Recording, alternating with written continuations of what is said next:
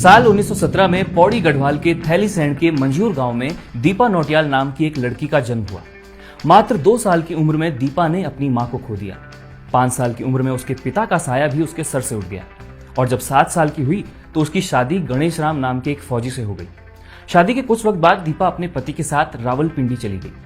वहां दोनों पति पत्नी हंसते खेलते जीवन गुजार रहे थे। फिर एक दिन दीपा के पति गणेश राम को द्वितीय विश्व युद्ध की लड़ाई में जाना पड़ गया, मगर यह लड़ाई उसके जीवन की अंतिम लड़ाई थी।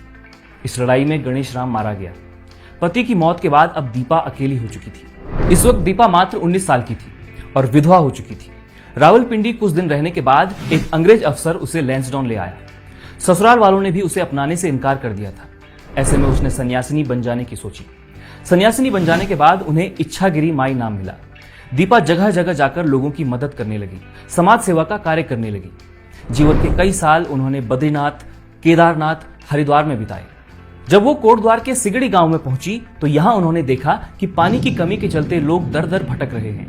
इसके लिए दीपा देवी डिप्टी कलेक्टर समेत बड़े बड़े प्रशासनिक अधिकारियों से भी मिली, मगर किसी ने भी उसकी एक न सुनी।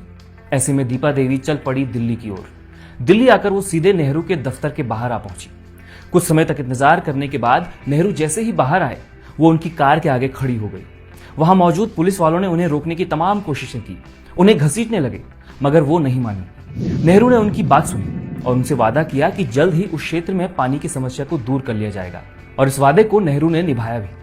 उस दिन दीपा देवी को तेज बुखार था। ऐसे में नेहरू ने उन्हें अस्पताल जाने की सलाह दी थी। जब वो पौड़ी आई तो उन्होंने देखा कि शहर के कई सारे लोग नशे की हालत में हैं और नशे की गिरफ्त में आकर लोग बर्बाद हो रहे हैं। तो उन्होंने नशे के खिलाफ अपनी आवाज बुलंद करनी शुरू कर दी। नशे के लिए आयुर्वेदिक दवाओं का ओवरडोज लिया जा रहा था। इन्हीं आयुर्वेदिक दवाओं में से एक दवा का नाम था टिंचरी। टिंचरी के खिलाफ दीपा आवाज उठाने लगी, लोगों को एकजुट करने लगी। एक दफा हुआ ये कि जिस दुकान में टिंचरी मिल रही थी उस दुकान के मालिक के साथ दीपा देवी की बहस होने लगी। ऐसे में दुकान का मालिक और दीपा देवी दोनों ही काफी गुस्से में आ चुके थे। देखते ही देखते दीपा देवी ने उस दुकान को आग लगा दी। ये देखकर दुकान के अंदर मौजूद लोग भाग खड़े हुए। दीपा ने पुलिस से खुद को गिरफ्तार करने को कहा।